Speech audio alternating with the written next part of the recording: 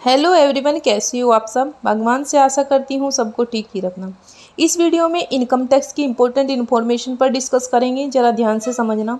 Financial year 23-24 की income tax return file होनी शुरू हो रही है। ITR फाइल करने से पहले हमारे पास क्या क्या इन्फॉर्मेशन यानी डाटा होना चाहिए। पहले क्या करते थे कि 26 AS देखा, कोई एंट्री नहीं है या है, उसी के बेसिस पर ITR फाइल कर दिया, आगे कोई मतलब नहीं। इसी 26 AS को इम्पोर्टेंट डॉक्यूमेंट माना जाता था ITR फाइल करने के लिए। बाकी क्लाइंट से पूछ लेते थे। 26 AS में सारी चीज़ें होती थी। TDS कितना डिडक्ट हुआ है, कहाँ से हुआ है, TCS कितना डिडक्ट हुआ है और कहाँ से हुआ है, इनकी पूरी डिटेल 26 AS में होती थी। लेकिन GST की डिटेल में कुछ कमी होती है और इन्फॉर्मेशन जो है अदर वो भी कमी होती है। 26 AS में यह पता चल जाता था कि कितना हमारा रिफंड बन रहा है और कितना हमारा पे बिल बन रहा है। ये तो पूरी तरह क्लियर हो जाता था कि कितना बन रहा है कितना नहीं, ठीक है। लेकिन यहाँ पर कुछ डिटेल में हैं जो 26 AS में क्लियर नहीं होती, जिसके लिए हमें AIS व TIS को ही चेक करना है। AIS व TIS को बिना चेक किए ITR फाइल ना करें, उसको अच्छी तरह चेक कर ले, उसके बाद ही आप ITR फाइल करें। खाली 26 AS को चेक करके ITR फाइल न करें, ये गलती आपको नहीं करनी है। ये एक इनकम टैक्स रिटर्न के लिए बहुत इम्पोर्टेंट डॉक्यूमेंट है, इसीलिए इसको चेक किए बिना अपनी ITR या अपने क्लाइंट के ITR को फाइल न करें। क्लाइंट चाहे कुछ भी बोले, आपको अपना काम करना, यानी क्लाइंट के पोर्टल को लॉगिन करना, जिसकी भी आप ITR फाइल कर रहे हैं उसी का इनकम टैक्स पोर्टल लॉगिन करके उसका 26 AS व AIS और TIS को ज़रूर चेक करें। उसके बाद ही आप उसका ITR फाइल करें, क्योंकि सारी डिटेल क्लाइंट नहीं दे पाता है, इसीलिए बिना कुछ चेक किए आपको किसी का भी ITR फाइल नहीं करना है, ठीक है। आगे बढ़ते हैं। AIS व TIS एक एनुअल इन्फॉर्मेशन का फॉर्म होता है। पूरे साल में जो भी हम ट्रांजैक्शन करते हैं वो सारी डिटेल हमारे एनुअल फॉर्म AIS व TIS में शो हो जाती है। जैसे साल भर में 10 लाख से ज़्यादा सेविंग अकाउंट में आ गया तो वो इनकम टैक्स डिपार्टमेंट को रिपोर्ट करता है, और अगर 10 लाख से ऊपर की FD बन गई तो इनकम टैक्स डिपार्टमेंट को रिपोर्ट करता है वो भी।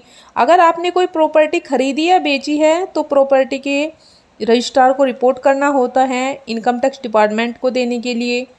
तो ये सारी इस तरह की इन्फॉर्मेशन 26 AS में नहीं आती, इसीलिए AIS व TIS को लाया गया, जिसमें सारी डिटेल शो हुई। जितनी भी गवर्नमेंट की अथॉरिटीज़ हैं वे सब रिपोर्ट करती हैं इनकम टैक्स डिपार्टमेंट को। वे सारी सिग्निफिकेंट ट्रांजैक्शन AIS व TIS में आ जाती हैं जो भी इसमें आपने करी है, ठीक है। उसके बाद AIS व TIS बहुत इम्पोर्टेंट डॉक्यूमेंट है। AIS व TIS ये भी डिसाइड करता है कि आपको कौन सा ITR फाइल करना चाहिए। जैसे हम सैलरी के लिए फॉर्म 16 को चेक करके ITR 1 फाइल कर देते हैं, लेकिन अगर AIS व TIS कुछ और कह रहा है, AIS व TIS में म्यूचुअल फंड या शेयर की इनकम भी शो हो रही है, तो फिर आपको ITR 1 नहीं बल्कि ITR 2 फाइल करना है। अगर सैलरी के साथ साथ शेयर, कैपिटल गेन या म्यूचुअल फंड की इनकम है तो इसलिए क्लाइंट के कहने पर और जो डाटा क्लाइंट ने दिया उस पर ITR फाइल ना करें। अपने अनुसार सब कुछ 26 AS, AIS व TIS, बैंक स्टेटमेंट, ये सारी चीज़ें चेक करके ही ITR फाइल करना है, ओके। आगे चलते हैं।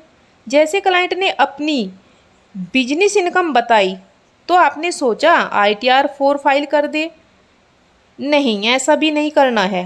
AIS व TIS को चेक करना है। हो सकता है जैसे ही आपने AIS व TIS को चेक किया और वहाँ पर आपको बिजनेस के साथ साथ म्यूचुअल फंड व शेयर की इनकम भी मिल गई, तो फिर आप ITR 4 फाइल नहीं करेंगे, भले ही आप प्रिजम्पटिव टैक्सेशन ऑप्ट कर रहे हैं। फिर भी आप ITR 4 फाइल नहीं करेंगे, आपको यहाँ पर ITR 3 ही फाइल करना है, क्योंकि ITR 4 में कैपिटल गेन को शो नहीं किया जाता और ना ही वहाँ पर कैपिटल गेन को शो करने के लिए कोई ऑप्शन होता है। तो इसीलिए आपको अगर कैपिटल गेन की इनकम शो करनी है तो आपको ITR 3 ही फाइल करना होगा। ओके, आगे चलते हैं। AIS व TIS में डिफरेंस, इन दोनों में क्या डिफरेंस होता है?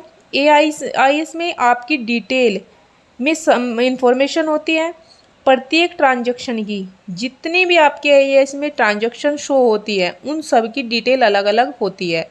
ऐसा नहीं है कि जितने भी आपके जैसे बैंक अकाउंट है उन सब का इंटरेस्ट एक जगह पर ही शो कर दिया जाए, ऐसा नहीं है, सभी बैंकों की डिटेल अलग अलग होगी।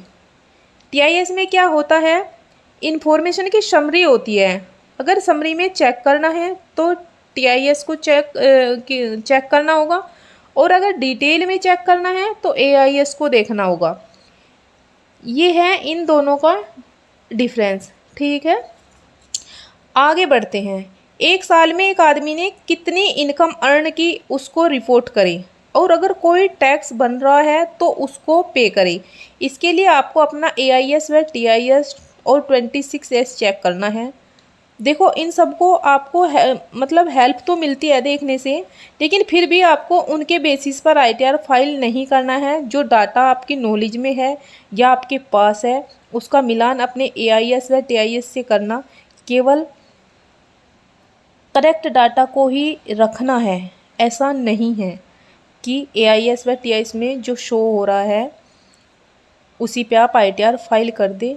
मानो 10,000 का इंटरेस्ट है आपका, जबकि एक्चुअल में है 15,000 का इंटरेस्ट, तो आपको 15 वाला इंटरेस्ट ही डालना है जो आपके पास है, लेकिन वो करेक्ट होना चाहिए, क्योंकि इनकम टैक्स यह नहीं कहता जो इन्फॉर्मेशन AIS व TIS या 26S में है केवल वही लेनी है। अपनी ITR में ऐसा नहीं है, आपको तो अपना करेक्ट डाटा लेना है।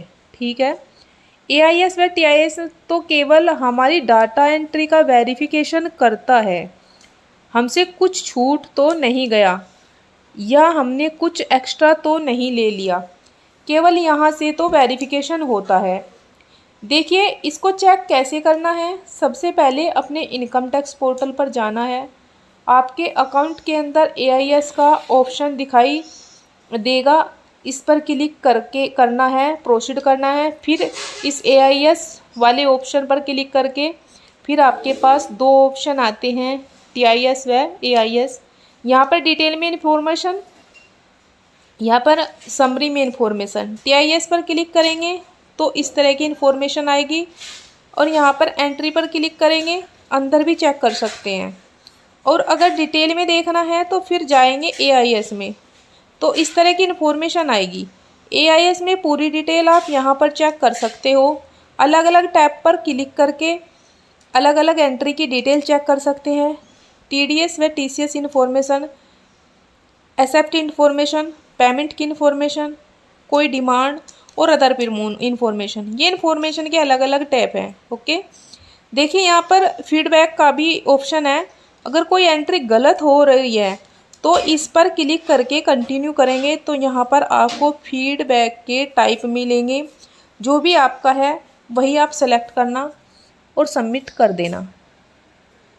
तो ये भी आप कर सकते हैं। ठीक है, तो ये थी इस वीडियो की इन्फॉर्मेशन जिस पे हमने डिस्कस किया है। वीडियो अच्छी लगी तो कमेंट ज़रूर करें, लाइक और शेयर भी करें, साथ ही चैनल को सब्सक्राइब करना न भूलें।